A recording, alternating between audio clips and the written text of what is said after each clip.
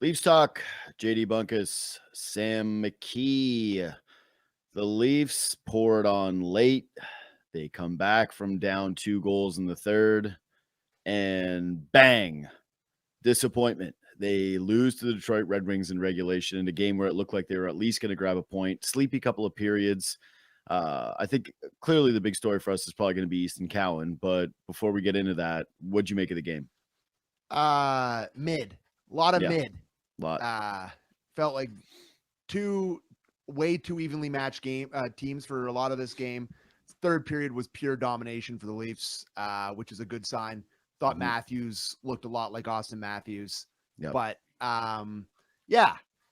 You're 1-2 in 3 games to start the year. You're playing the Habs in 2 games against the Red Wings, who you're supposed to be better than. And these points matter as much as the ones at the end of the year. And I thought it was a pretty boring game for a lot of it until the third where they were better. Talbot makes some good saves, but not a great game to watch, I wouldn't say. Yeah, the game kind of turns. Yeah, it was definitely frustrating. The game kind of turns around the 13-minute mark of the third period. Toronto finds some urgency with the first goal. There's an awesome shift by the Leafs top line where they load up with William Nylander. Nylander comes off the ice. McMahon swoops in, makes a good play on the wall, sets up a play for Matthew Nyes. And from that point forward, I think that the Leafs showed up. They looked like a quality hockey team. They were rolling the lines. They were playing with some urgency. And I give them credit for that, okay? Like, again, there's some good things to take out of it. You mentioned Matthews. Yeah. Thought his line was particularly better than the Red Wings all night through the first 2 periods. He and the Cowan line, the new look first line, outshot the Red Wings 8-0. But yeah, the first 2 periods of this game, man, are just too sleepy for me. I get it. The game got bumped up to 2:00, right? These guys are creatures of habit. Yeah.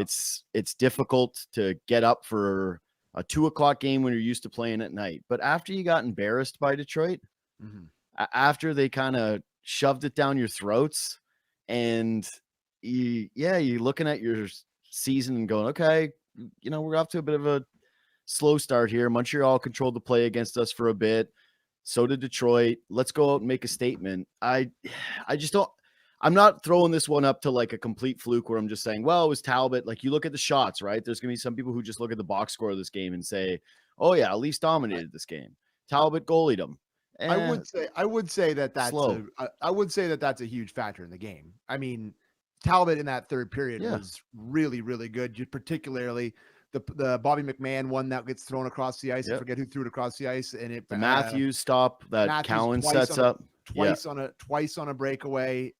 There's just lots of spots throughout this game where he was I thought, clearly the Red Wings best player. That's not going out there on a limb. Yeah, I'm not denying that. I'm just saying that when you don't really skate for 2 periods and you lose at the buzzer and you have that shot total, I'm a little less, and the other goaltender outplays you, I'm just a little less sympathetic is the only point that I'm making here. Like, those things are real. Fair. I'm just saying that 2 periods of play, I didn't really think that the Leafs had their legs. Yeah, I think that's fair. And, I think, like you said, there will be people that will point to the start time and that it's a little different and routine and whatever, but your point's well made. This is a team that, like, I wouldn't go as far as to say embarrassed you on Saturday night, but kinda. Like, it was borderline, was it not? I thought you would kind of come out, and this is a team that the Leafs have historically owned over the Matthews era, where you see the Red Wings on the schedule, you kind of chalk that up to a victory. Like, they always beat the Red Wings. So to go into this home and home here, and you're kind of looking at this schedule where it's a soft start for the Leafs. Like, you look at what they got coming up here. I know it's back-to-back. Tomorrow's the Preds. I know the Preds just beat Ottawa today on their home ice, so maybe it's not as easy or whatever, but they're on the second half of back-to-back too. But then you go past that, like, you need to make some hay against these stuff because the schedule is going to get a lot tougher. So I realize that they're trying to work out kinks and they're trying to work in new guys and they got new things going on, but they got to start accumulating points. And I don't think it's as crazy to say here that these points that they've dropped to the Red Wings could matter. And in years past, we wouldn't say that, right? Yeah. Like, this does feel more meaningful at the start of the year than it ever had. And listen, they're always slow starters. They're always slow starters. Maybe we look back on this and we feel stupid and whatever. But I would say this feels different than other slow starts. They look slow. They look lethargic. They look a step behind until the third period. I understand they had a good period, but like, was that they've had one good period or two good periods out of all the game they've played. Like they really haven't looked good. Yeah. So like they need more from Willie. They need, Matthews is good. He was great today, but they got to enter the net. Like they need their guys that are high paid to step up and shoot them in the net because they need that from those guys. So can I tell you something too, man? Like let's put it out there. But there's all this I've seen, everybody's had a tweet or two or a comment or two about Marner, right? Yeah. And whenever you do that, whenever you eat the trash, because like you go in the trash and you see the little Marner morsel and you go like, oh. I did one. I ate the trash Saturday night. Yeah, I said, exactly. We at least won the Marner trade. I ate the little trash. Had a little nibble on a chicken bone. Every once in a while, you're gonna go in the trash. Yep. And I think that why this does feel a little more urgent out of the gate is one that you lose a player of that caliber. It's not just, hey, are they going to be able to figure out this formula? It's you don't want the Leafs to take some big step back and then have the rest of the league talking about how it's a nightmare. Trying to let them go. And buddy, it's how I watch every single one of these games. It's not about the stakes of the season yet. It's not about, it's just the Marner stakes with all that hangs over this and the stuff that's what this season should be called. The Marner stakes. Yeah. Like the breeder stakes, it's the Marner stakes. Well, go ahead. Well, I was gonna say it's like I think I've made this reference before, but the year after Kawhi left, the Raptors played with such pride. It was awesome. It was one of the most enjoyable Raptors part, and then they got cut off by COVID that year. Yeah, man. And they came back in the bubble and it wasn't quite the same. And Siakam really was hurt by the layoff and just momentum really hurt him for a guy that was like earliest, but whatever. Anyway, we don't need to dive into why they lost. But the 2020 Raptors breakdown. No, but they were genuinely one of the most lovable teams that I've ever watched. Totally. I love that Raptors team. Were they as good as a team with Kawhi? Obviously not. But they wanted to show a little pride that he was gone and they turned it around. And that Raptors season, hashtag Raps talk from Luke. That season, it sort of started to coalesce a little later in the year. And I'm just using that actually as a reference of being like, there's tons of time for these guys to do that. But I do remember feeling the same way out of the gate with the Raptors. Like, oh my God, Kawhi left and everything's on Siakam's shoulders. And it's going to be such a huge step back. So you're right. The games do count the same. But I do think that we're all looking at this, not all of us, but there's going to be a lot of Leaf fans and a lot of Leafs observers that hyper accentuate the importance of some sleepy 2:00 games early in the season. I'm not excusing today, yesterday for sure. Like their Saturday bad games, was way worse than today. Worse. Like not even comparable. All I'm saying is I do think that the stakes of the season are a little ramped up because, it's another playoff exit, but also that Marner left and everybody in the city's on edge being like, please don't let this turn into they did get worse without Marner. And, Biz is making those videos, baby comeback that are making me cringe out of my shoes. Like, no one's thinking this. And it just, that can't be the story of the year. That cannot be the story of the year for the sake of everybody in Toronto. You're telling me, buddy. Yeah, it can't be. I got to do a show with Kipper, man. Like I got to walk in there. I got to walk in there tomorrow and do this. Like, he's gonna be like, who would have never given that up? Yeah, Rich Marner. Like, I got to do this tomorrow. So it's just, it really does feel heightened. Yeah. And there's just no way around it. It's just so funny too, because other fan bases, like they keep hitting you with, these guys are still obsessed with Marner. And you go, yeah. He's an Ontario born player. One of the greatest shames of the franchise ever of how this played out. It's like, we still talk about it? And he no left, way. And there's been 3 games since he left. It's still gonna loom. Okay. Yeah. It's gonna be a story. I get that Vegas fans are brand new. So their whole thing is like, these guys are still obsessed. It's like, yeah, man, you've been caring about hockey for a few years. Okay. Just chill out and relax. I've had more Clark MacArthur conversations than you ever had hockey conversations in your whole life. So shut up. Yeah, 100%. So talk to me about Grabo, Kuhlman, and MacArthur, okay? Like then we can talk hockey. You're You're not texting back and forth comparing guys' foot speed to Hal Gill during the hockey game, okay? I'll give you one guess who that is. Yeah, that's no comment. No comment on that right now. Anyway, this is a good transition to the Marner stuff, though. It's like I'm watching this, and all I could think when Cowan's out there is of that photo of him watching Mitch Marner. I know. In his little Leafs jersey. That's his hero. And what a trip it must be. Like, everybody talks about, oh, that guy was my hero, and the coming of age moment was playing against my boyhood hero. He literally replacing him, brother. Yeah, like the exact same language. He just stepped in like a creative player in a video game. We lost Marner, and then now I'm on the team. I'm on the right wing with Matthews. It's crazy, dude. Can we just take a second to appreciate how nuts that is? That's a fantastic point, and it's what I hadn't thought of, but it's bang on. Like, that's all I could think about. He's like in franchise mode. Be a pro. That's what I'm saying. Everybody who did a be a pro mode he's living be a pro mode right in front of our eyes. You know, you made yourself like 6'4" and jacked, and tinted eyes every time. Yeah. Potential 99, and he's living the dream, brother. Crazy. Man. So just take a second for that. It's kind of cool. I just thought that was cool. I would like to say that I thought Easton Cowan was excellent today. I was really impressed with his start. I thought his first shift, I've never seen a guy look more terrified, and I was like, okay, like this may. And then pretty much from his first shift on, he was good, and I thought he made a lot of positive plays, good stick reads. Great pass to Matthews to set up the breakaway in the third period. I thought he was really good. Okay. So let me say that first. But the fact that they're resorting to this in game 3 is terrifying. Buddy. Okay. Can I frame the question for you? Yes. Is it a good thing that Easton Cowan already looks like one of their most important guys? Yeah. That's like, what I was a good thing how he played, right?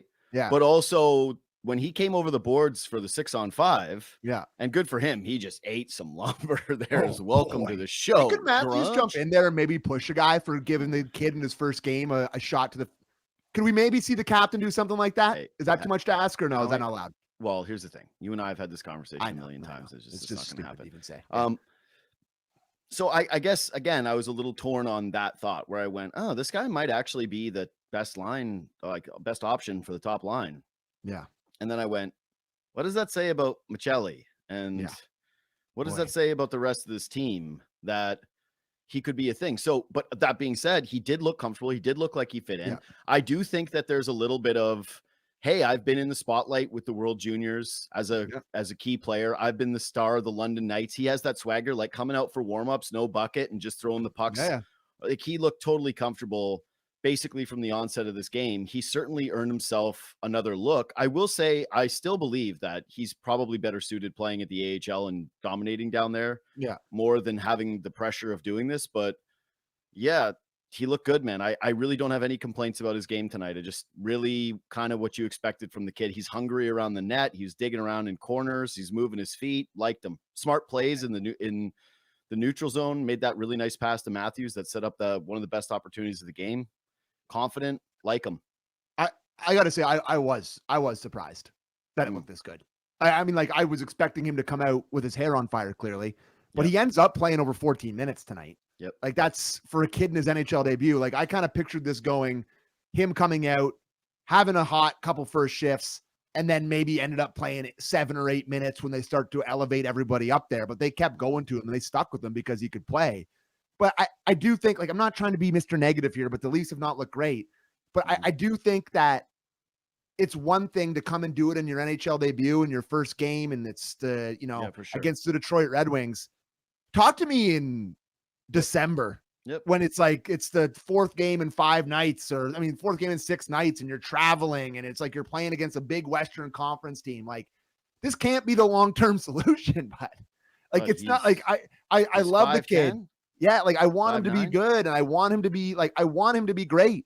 Yeah. But this is not a long-term solution. We even had Berube on Kipper and Bourne, I think it was last week, and Kipper kind of asked him who's going to step into that role to play like this 18, 19-minute kind of total. And Berube straight up brought up Cowan. He's like, yeah, Cowan's a guy that could do that for us. I know he's not playing now. It's like, that's where we're at here. Mm-hmm. They need to make that trade that was talked about all summer. They need more in the top 6. They do, flat out. They do. The problem, though. You and I, when we did our preview show, and for those of you that got it, for those of you watching on YouTube, that's why you subscribe and review to the podcast as well, because sometimes we will drop non-video stuff. That's going to happen throughout the course of the season. We mentioned it's such a weird year. They're going to have cap flexibility. Like, there's things they can do to open it up. They've got a clear need, and yet they just don't have assets. They're very, very limited in terms of what they can do draft pick wise. And you watch that kid play tonight and you go, don't want to move him. No. You saw what Fraser Minton did the other night and you go, damn, all right, that was an NHL ready guy. Like, you already moved off one of those. We've seen, you made the trade with the Flyers last year where you move off a first round pick and a guy who made an NHL roster, and you go, boy, they don't have this is what happens. This is sort of the Robin Peter to pay Paul. It catches up with you, man. And it's kind of catching up with them now, where all of a sudden they really do need to rely on a kid who's 20 years old, who just jumped up from junior. I'll say this too. Like, you're right about the Cowan. What does it look like in December? And even beyond that, what does it look like after an entire regular season? There's a reason why there's the term rookie wall, man. Yeah. There's rookie wall. And then there's sophomore slump, because it takes you a while to be able to learn how to play in a professional hockey league with grown-ass men who have been training and playing and dealing with these schedules for years and years and years. So obviously it comes with questions. But what I will say really popped for me tonight, and why it's clear Berube loves him, this team's a little sleepy out of the gate. Totally. I mentioned, where's the hitting? Lethargic, but they're not like they want to do it. If this is supposed to be a Craig Berube hockey team, right? We all accepted, all right, you're going to give up shots. All right, there's going to be some ugly nights. I thought that meant we're going to be hard on pucks. We're going to be dump and chase, hammering you, making you pay the price. Tough team, physical team. And right now you see a line that has Domi and Robertson on it. And you see Michelli on a line with Nylander. And then Cowan comes in here and he's working his ass off. He's a jitterbug. He's bringing some energy. And I bet you, this is an old school saying, but donuts to dollars. That you ever heard donuts? That's like a big time boomer saying. That's old timey. Yeah, they said that one at Tim's when you used to go in there and sit. That's with donuts to dollars. Porcelain cups. That was said there a couple times. Oh yeah. So that during training camp, part of the reason why Berube fell so in love with him was he's watching these games and he's watching these practices and he's looking at these guys and some of the temperament. And here's this kid who just is out there caring and showing some of that motor. And he went, yeah, I want more of this. I want more of this on my roster. Yeah. I don't have a whole lot else to this. Full disclosure, Jay's game's starting here soon. But I'll say Nick Waugh's got to play more. Yeah. He played 12 minutes tonight. He played 10 on Saturday night. I guess he's sort of in that third line role. So they just think he needs to play the third line minutes. Yeah. But I mean, I've seen him pop a lot more than I've seen John Tavares pop so far this season. And that's not a knock on Tavares. I truly believe that he will get back to his normal form. Like, I'm not afraid. I'm not worried about it. But early in the season, you kind of got to ride the hot hand, and Nick Waugh has been better. And I don't know. I don't get why Nick Waugh plays 12 minutes in a hockey game. So I feel like they actually overcompensated a bit for bringing Cowan and not playing him the first 2 games by putting him up on the first line. Yeah. And he played well, and maybe even he deserved to be on the ice for the last minute when they're 6-on-5. Sure. But to me, when we're talking about that 17-minute a night forward, they're going to have to try Domi there at some point. Okay. Like they have to, and get Waugh back into his natural spot. And your hope is that whenever Scott Lawton can come back, it's going to normalize things a little bit here with the center group, and that you're buying time for that. But it's very clear that they've got an overqualified 4C right now, and a third line that actually had some moments tonight. I got to give them credit that they started. I think if you're giving anybody credit outside of just Matthews, Cowan, and Nyes in terms of showing out and creating some offensive chances, it would be in the third period that McMahon and Robertson were both kind of making some things happen. Sure wouldn't be Willie. No, Willie wasn't really around tonight. But hasn't been around yet this season. Yeah, but I get what you're saying. And can I do one little Tavares gripe that we've Yes. done a million times, but I got to do it again? The fall away jumpers. Yes, dude. No more fall away jumpers. Stop with the fall. He's DeRozan out there right now. I know. Fall away jumpers. He's DeRozan, but he never hits. Yeah, it's true. It's true. DeRozan hit. Yeah. Double Raps talk tonight. This is a rap show. He killed the power play in the third period. Yeah. Comes to him in the middle of the ice, turns around, whips it wide, bang, off the boards, out. Took the Leafs another 20 seconds to actually set up the power play. And I wrote it down in my notes and I went, I have to mention this again. Like something's got to give with this. That can't feel like the thing they're trying to set up. No, that's what they're trying to get to. They're like, it's like let's Willie and 20 seconds to get to the fall away jumper. Yeah. Like, get it to the front of the net and have Nyes bang away. Yeah, that's 100%. what worked last year. They got 100%. those two guys at the side of the net, Tavares and Nyes, and they went downhill. And those two guys banged at it. And that's what happened that's how it changed. That's when it flipped to start being good. That's what they did. I realize they don't have Marner, but get someone out there who can pass. Yeah. There's no passers. No. They're all shooters. They all want to shoot. You have two guys that all they want to do is pass. Michelli and Domi. They're just like, please, God. Pass. Michelli threw one to a ghost in front of the net when he had a chance to shoot. He's like, let me pass to Casper. Like, not the player on the Red Wings, the ghost. Let me pass to him. And then he's just like, let's have neither of them on the top unit. It's terrifying. Just put them out there. Anyways. Fair. Too mad about that. Yeah. Rapid. It drove me crazy again today too. And I went, enough. This can't be the thing. It feels like they're setting up shots from a million miles away from Matthews and Nylander on the flanks. And then the fall away jumper. And those are the signature plays of the power play unit so far. Couple rapid fire things for me. We'll wrap this up. We'll go watch Jays. One, you were upset with it. So like Detroit dives, but also it is a game where Benoit does end up with 2 penalties. Yeah. I mean, the one on Kane is egregious. And it's like, I get that he's a veteran in the league, but like, if you're going to punish like embellishment, you want to get embellishment out of the game, like, Referee's staring right at it. That is, I don't know how, like maybe if you want to call him for a hook in the hand, sure, but it was a trip, right? Like, I mean, good Lord, that's got to be 2. If you want to call hook, you got to call 2 for embellishment there. And that's a veteran guy in the league that you don't expect to see that from. Like, I don't think Kane's really been a diver his whole career. Maybe he's just getting into that now because he plays in the Red Wings and they're a team full of divers. But yeah, like Benoit hasn't really covered himself in glory to start this season, but he's had slow parts of, he'll probably get subbed in. Myers will probably come in a little while here. Like, but when the games get important, Benoit will be there, but he's not always totally locked in. We know that about him. But I thought that was a brutal dive from a veteran player that I didn't expect to see. Like, stay on your feet. What are you doing? Yeah. My thought on that was the way that the broadcast started talking about how he's a crafty veteran. And I go, I hate that. Well, hockey's not a crafty veterin sport. Okay. That's not this a isn't thing. Dark art. It's not Argentina soccer, buddy. That's what I mean. So they started doing that and I went, no, disagree. I don't want that in the game. Thanks. I'm not interested in hearing about how some guys are crafty to get calls. That's not the game I love. Garbage. There's already enough in terms of hockey that's changing in directions that I'm not crazy about. And I don't want to have diving be a part. When I watch it, I've watched a lot of leverage soccer games with you, bud. And this has been it's very difficult for me to stick with it because I'll be watching a game I care about. And I didn't grow up on sports with crazy amounts of diving. And I hate embellishment in the NBA, but it's not like that. But it's like you see a soccer player go down like that and it causes a penalty that breaks your team's back. And you go, I hate this. Yeah, I'm never watching this again. It's rewarded. But that's the thing. That they don't go like, that's an embarrassment. They go, what a crafty play. And I'm going, and crafty.